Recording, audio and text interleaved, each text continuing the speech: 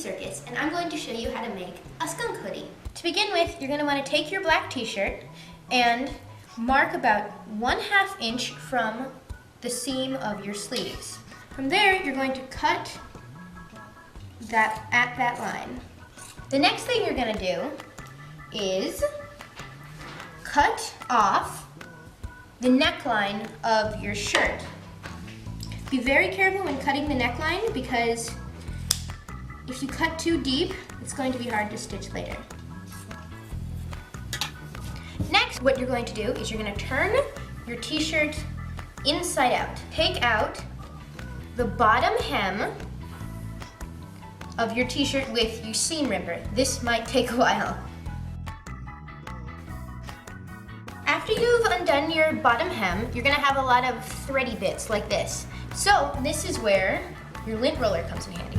You can just lint roll off all the little yucky parts. Once you've gotten your hem sufficiently clean, you're going to measure in 6 inches from the bottom of your undone hem. Cut along this line. What you're going to do with the band you cut off is cut it down one of its edges, and you're going to pin 2 to 4 inches in, depending on how small you want this. This is going to go around the bottom of your t-shirt here and make a waistband. Okay, before we can get sewing, we're going to need to make a hem for our sleeves and our neckline. I'm going to start with the waistband and stitch it down the pins using a regular straight stitch. Take out your pins and cut the extra fabric from your band. Put this away. Next, we're going to move on to the t-shirt. I'm going to start with the neckline. For the neckline, I'm going to be using a t-shirt stitch. If you don't have a machine that can do a t-shirt stitch, you can just straight stitch it. Once your sleeves are done and your neck is done, it's time to put on your waistband. Your waistband should be a good amount smaller than your t-shirt.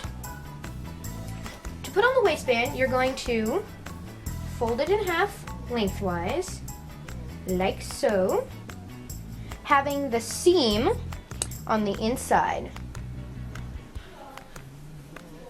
Once your waistband is folded, it's time to go and iron along this crease. Fresh from the iron, it's time to sew your waistband onto your shirt. But first, to pin.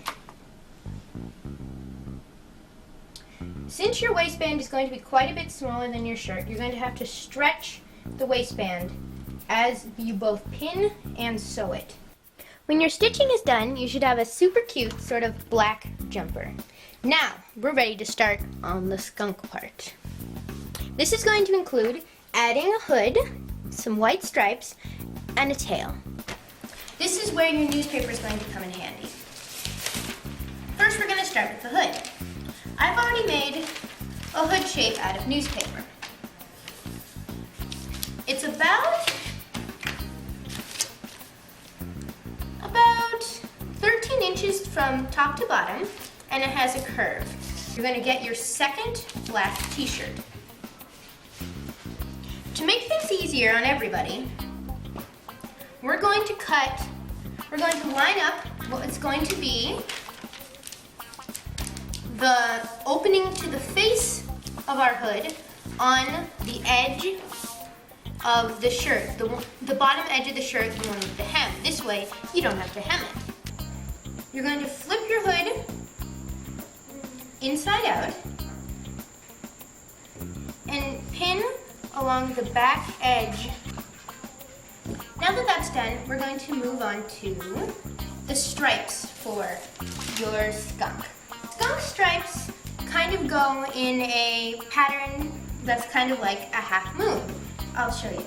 Something sort of like this. If this is the back of your shirt. So, you're going to want to take your newspaper again and cut out a pattern similar to this, depending on how long your t-shirt is. Again, I've already got a pattern cut out. This is going to be the pattern for my back stripe. Skunks also have a stripe down their heads. So, you're going to want to cut out a pattern for your head stripe that's going to go down your hood. I put my hood stripe in two different pieces. One that'll go down the back of my hood, or the top of my hood, and another that'll go down the back of it. For this hood stripe and back stripe, you're going to take your white t-shirt.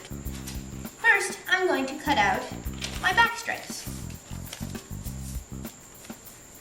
You're going to want to cut two of the back stripes, so pin through both layers of the t-shirt.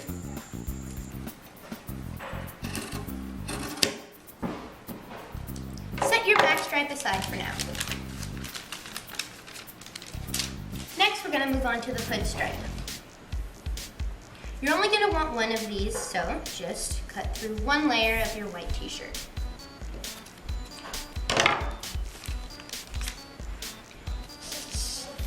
Again, set this aside. Now, for the tail. You don't want to make your tail too big or too small. It looks like this, sort of like a football without the top. You're going to want to cut out one tail in black, and then you're also going to want to make a shape that is similar to the shape of your tail, but about 1.5 inches in. This is going to be your white stripe.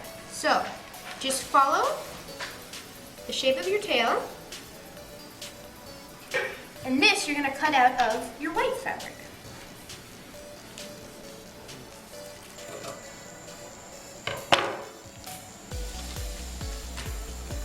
My tail is actually 3 inches across at the top. You can decide what you want. You take pins out of your black piece, and then it's time to cut your white piece. I don't want mine to be too big, so I'm just gonna freehand. There, that looks pretty good. And now, for the fun part, to sew on all your stripes.